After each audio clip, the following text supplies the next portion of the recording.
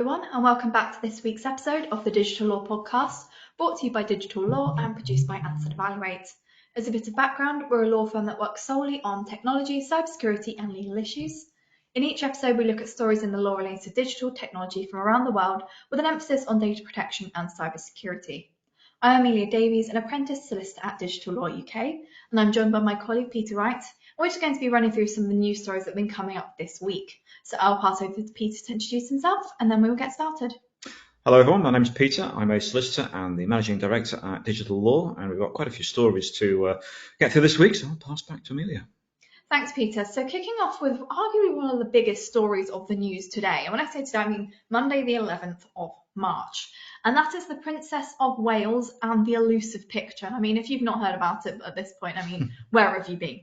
Because every sort of news bulletin that I've seen has covered this in depth.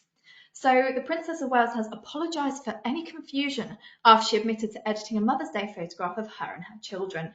So her statement was posted on Kensington Palace's social media after 5 agencies retracted it over editing concerns. So that's including PA, Getty Images, AFP, Associated Press, and Reuters have removed the image from their stories. And AP noted an inconsistency in alignment of Princess Charlotte's left hand. Well, crikey, upon review, it's more than just inconsistencies of Princess Charlotte's left hand, that's for sure. Yes, I'd say it's more like the lack of fingers on Prince Louis's right hand that particularly disturbed me, and the fact that one of his fingers is bent in a way that I don't think a human being can actually bend your middle finger. The point is that image, the more you look at it, the more you start to see slight problems and inconsistencies, and it clearly has been subjected to a lot of photoshopping at the very least. And I mean, we won't go down the rabbit hole of talking about a lot of the stories that have been going online over the last couple of weeks about, where is the Princess of Wales? It was known that she was ill, went in for surgery and is recovering. But that hasn't stopped there being a lot of bizarre conspiracy theories online. And I think the palace was very keen to put out a photograph saying, look, she's perfectly fine. And unfortunately, what was supposed to be, I think, just a nice, calm photo that's put out to allay any suspicion has actually just served to pour ethanol on the flames, and it's now raging out of control. And the point is that, I mean, we've talked before about this being election year, and there's something like 80 different general elections taking place around the world. We've talked about manipulated images and video, and increasingly news agencies are being quite sensitive to potentially carrying images that have been artificially generated or manipulated. And in this instance, even though this is an image that's formally come from the palace, these agencies are saying, well, look, because it has been so heavily manipulated, we have concerns that it isn't actually sufficiently genuine for us to run this on our news stories. So that's why we're dropping it. So quite unprecedented for the news agencies to do this, but probably potentially not the first of other things like this. When you look at governments sometimes putting out now, and opposition parties putting out images that might not be entirely genuine, but sometimes are manipulated, cut, cropped in various different ways to try and portray a certain story or perspective. So I think that's why this image has fallen foul of everyone from Getty Images to Reuters to the Press Association, because of that level of editing that's taken place. So the big takeaway from this is just be really careful about the images that you put out. If there has been a level of photoshopping or even AI generation in that image, I'd think very carefully before I decide to put it out, particularly from in a sort of if you're running a business PR social media account. Thanks, Peter. So that very nicely kind of segues us into our next story, and we are looking at Meta. And again, you really must have been living under a rock if you did not hear about the Meta outage, which occurred last week. And I know, Peter, we were discussing in the office, and we were dealing with some social media ourselves on the day, and you said, crikey, I think we've been hacked. We were all checking our devices. Could we log in? And no, we couldn't. And then all of a sudden, it's an outage across the world. And there was speculation that this was a cyber attack, and it appears the hacker group Anonymous seemed to have claimed responsibility for this. But they were also looking at the fact that an outage may have happened as a result of server issues. So we've kind of got quite a lot to unpack here in terms of, well, starting looking at the effect that this can have on others, but also what caused this. Indeed. And it's, I mean, the relief of finding out that it wasn't just us, it was millions of other users that couldn't get onto their accounts was palpable. But I think whenever Meta's systems go down, be it Facebook, WhatsApp, or Instagram, it's a reminder of how many organizations actually rely on these platforms for their business. You know, you could be a drop shipping retailer, you could be an online influencer, you could be a company that relies on promotions on social media to drive traffic to your website. And when those platforms go down for any period of time, that becomes a concern to a pipeline of content or potentially sales that you're really operating your business predicated on the basis that flow won't be limited or curtailed. So there's always a massive impact when Meta's platforms go down, and I think that is, they are it remains the largest operator of social media platforms in the world, even though other platforms like TikTok are very, very popular. And don't forget that X still remains tiny compared to the user volumes that Meta is dealing with. Oh, and the irony that's, Twitter blowing up as soon as no one can get onto Meta is not lost either. Indeed, though at least they can turn around and say, well, it's not as though people could use Threads at that point, because of course that was is another one of Meta's platforms, but there was initially popular, but use has fallen away. And what was the other one that was seen as being Mastodon at one point? That was going to be the thing that everyone went to, having left X, and seems to have died as well. But the point is that when Meta goes down, there are significant knock-on effects, and therefore you can see that if you could take those systems down, it does give you a bit of a platform and also show a level of power that can be exerted. So you can see why some organizations might want to claim that they were responsible for having taken down one or more of those systems. Thanks, Peter. And closely linked here, we're moving on to our next, while obviously this was a potential cyber attack, we are moving on to a cyber attack that has hit 4 breweries owned by Belgian beer firm Duvel, and they have therefore ground to a halt. So the company says it fell victim to the suspected ransomware attack during the night from Tuesday to Wednesday, and so this is last week. And initially 5 of its production facilities were shut down. One has, however, since come back online. Duvel here have not currently been able to give any more information than this, as they are investigating the cyber attack and this is ongoing. But it's interesting here, given the more recent cyber attacks that we've looked at, the big hitters, we've looked at the NHS and then where we just looked at Meta. But this is more of an interesting cyber attack, and the fact that it's not your standard massive service company. Yeah, and I think that's why I was quite keen to cover this one this week. It's just, I think it highlights that, you look at the ICO's list of enforcement as a result of data protection breaches, and it's always, half of it's public sector bodies and or organizations that are holding and processing large volumes of data day to day. Whereas this is an example of systems going down and it's affecting a manufacturer, someone, a production line that's producing beer has gone down. And it just shows that these sorts of attacks can take down anything from a manufacturing plant, a car assembly line, a steel works. Even if you're in, say, the construction sector and you're reliant on a just-in-time delivery, so that you can make sure, building sites very often in urban areas are so limited that you have to have stuff that arrives every day so you can continue the build. If a cyber attack were to take down a project management system or tool and mean that those deliveries don't come through, that means that build will then be affected. So there's lots of ways that, unfortunately, the economy can be hamstrung by a cyber attack like this. And therefore, it's the fact that this has had a direct impact on 5 of Duvel's production facilities being shut down for a period of days. That's going to cause a real impact to the brewery, particularly given that hospitality as a whole is struggling a little bit this year due to rising costs, inflation, cost of living issues, etc. So on top of those narrower margins, you don't then really want to find that your production is screwed up for a period of hours or days.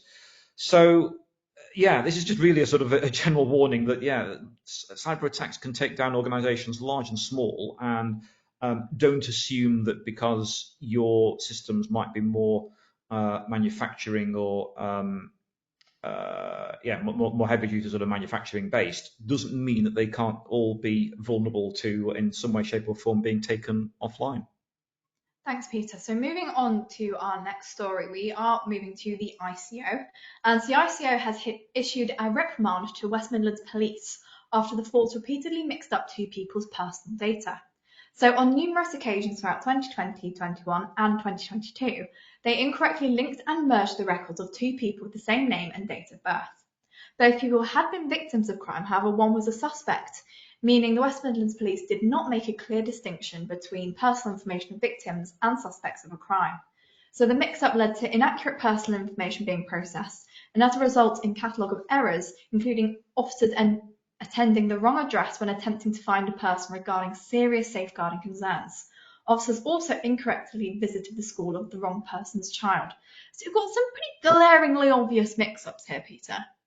Yes, and one of the reasons I was keen to discuss this particular story this week is this highlights the sort of thing that we're always quite eager to ram home with our own clients when we're advising them and delivering training sessions, is that it is rather easy to fall into this trap. Sometimes during the bulk collection of data, processing of that data, sometimes records can end up being merged or confused. And in this instance, where you've got two people with the same name and date of birth, that information has been put together, even though one was the suspect and one was the victim in this instance. So you'd have thought, well, that's going to be on two different systems. Surely you couldn't mix those together. Well, it happened. And obviously that has rather, the fact you've got a victim of crime being affected by this is not great at all. So you can see why the ICO has had to issue a reprimand there. And of course, where the ICO issues a reprimand, you can't appeal it. So West Midlands Police is stuck with this. And unless they wish to judicially review the decision of the ICO, which is unlikely, then they are stuck with having this reprimand against their name. I think another thing to flag here is the ICO found that there was a lack of regular data protection training, and not enough was done to make employees aware of their responsibility to report any inaccurate personal information. So this is something, again, that we bang the drum with to our clients, because actually training can be fairly simple. It does not have to be an overcomplicated approach, as long as training is given, and it's not just given, but understood by those who are being given it. And it can quite easily mitigate risks such as mix-ups like this. Yes, and you'd be surprised how often this sort of thing happens. We've had clients where two people with similar initials and dates of birth in the same household have been confused for one individual rather than two. And then, one individual's information is sent to the other by mistake. And even though you're in the same household, still different people. Just because someone's in the same household doesn't mean you could ignore data protection law. So being able to spot these sorts of inconsistencies and understanding the need to rectify it very, very carefully is absolutely key. So absolutely, this is the sort of thing that when it comes to training, these are the sorts of things to actually make sure staff know about, that they know how to sort of look at and spot inconsistencies, and then how potentially to work within a system to rectify those things without making it worse, which very often is what happens. So it's because in this instance, the police didn't rectify the error quickly enough, and they didn't stop that inaccurate linking of records, and it became an ongoing issue.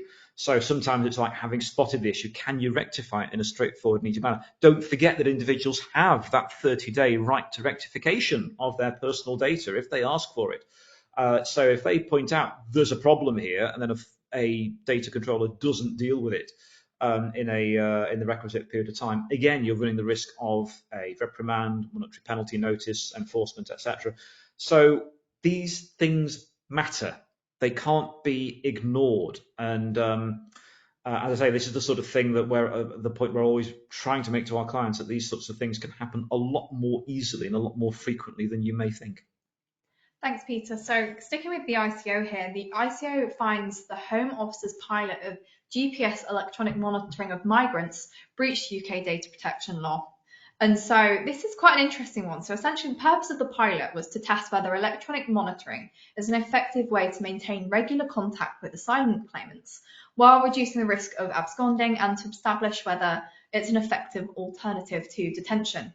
However, the ICO found the Home Office failed to sufficiently assess the privacy intrusion of continuous collection of people's location information.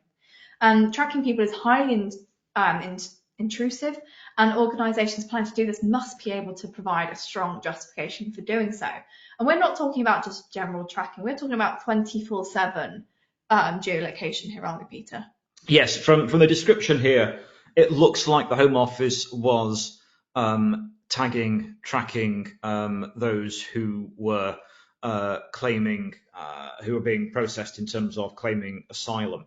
So they were trying to look, are you staying in either the hotel or the processing centre where you've been assigned? If not, where are you going? What are you doing? Are you absconding? Was what they were hoping to track. It was also, I think, a matter of thinking, well, can we do tracking rather than having to have more secure and more expensive alternatives to detention?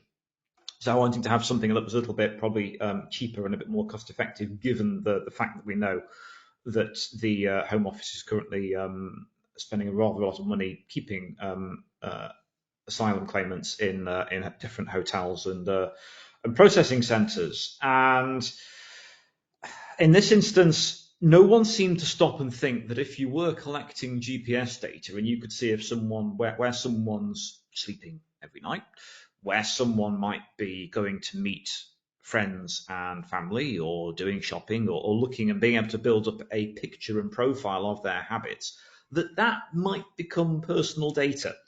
If it's an isolated, well, let's just track take some data from a series of trackers over a 30-minute period, you might be able to argue, well, you couldn't necessarily identify who an individual is from this information. But in this instance, no, just on that GPS data alone, you'd have been able to work out from the sheer volume of information that you were collecting over a prolonged period of time, you would have been able to identify the individuals involved.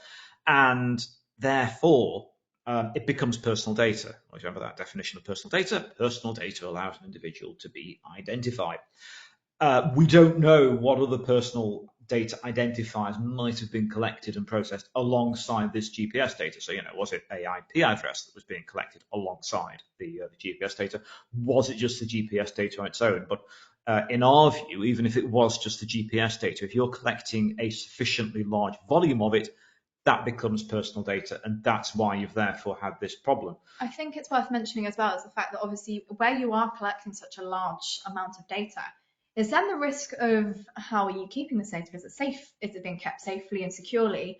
And then it's like, okay, well, how do you mitigate risk? Because what would happen if someone with malicious intent then decided to hack the it's the Home Office here, hack the Home Office and then steal this data?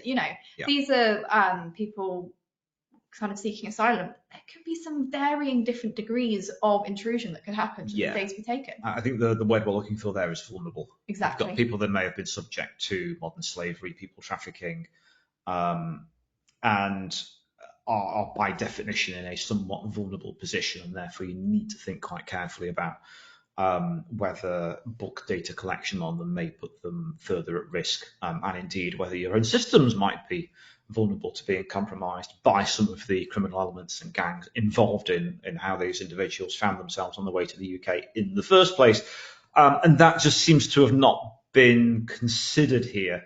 And the Home Office, a branch of the UK government, just did not seem to consider that UK data protection law might apply in this instance. And that is the problem. At some point, someone somewhere should have sort of raised the red flag to say, well, hang on, this data collection exercise does constitute personal data, and therefore we need to be collecting it in accordance with the mechanisms laid out within the Data Protection Act. It's the fact that wasn't done that seems to, that is of course the issue in this instance.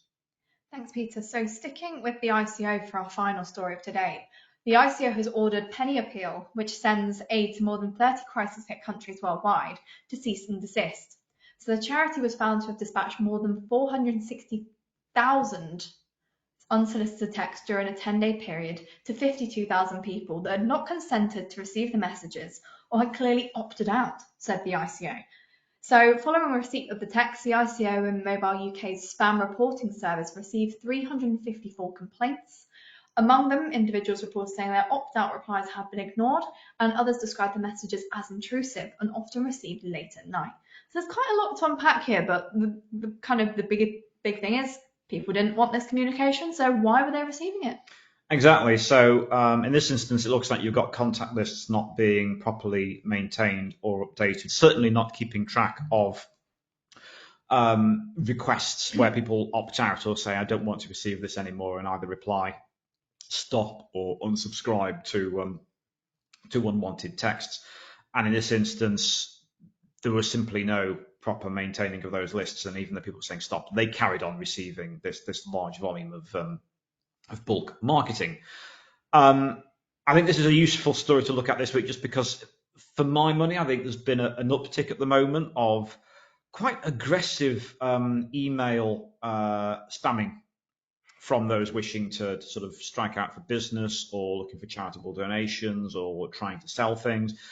And also on social media platforms, so quite aggressive requests for contacts and emails on platforms like LinkedIn.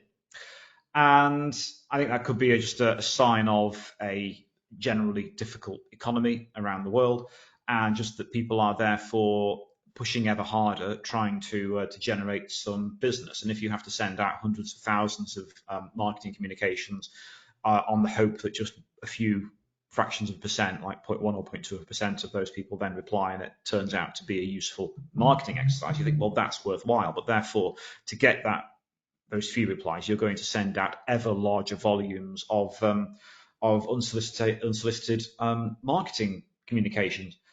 So this is just a reminder that you shouldn't be doing that, and that certainly where you are then receiving back requests from recipients saying, I don't want to receive this anymore, you have to take account of that. You can't just continue to send those unsolicited communications, and that in this instance, out of those 460,000 unsolicited texts, 354 people complained, and that was enough for the ICO to intervene and to issue this request for cease and desist as a result. Thanks, Peter. So that was our last discussion for this episode. But if you would like to hear more from us, including subscribing to our newsletter, as well as receiving information about subscriber-only podcasts, webinars, and events, then please subscribe to Premium via our Patreon channel using the link in the show notes. A big thank you to Anson Evaluate for helping to produce this podcast. And if you'd like to produce your own podcast, webinar, or you'd be interested to hear more about Anson Evaluate services, please take a look at their website that you can find at www.ansonevaluate.com. These episodes are available on our website, YouTube channel, podcast channels such as Spotify, Apple Music, Amazon and Google Podcasts, and please feel free to leave us a review. And if you have any questions about anything that we've spoken about today, please feel free to email us at admin@digitallawuk.com. Thank you for listening, and we hope to see you again next week.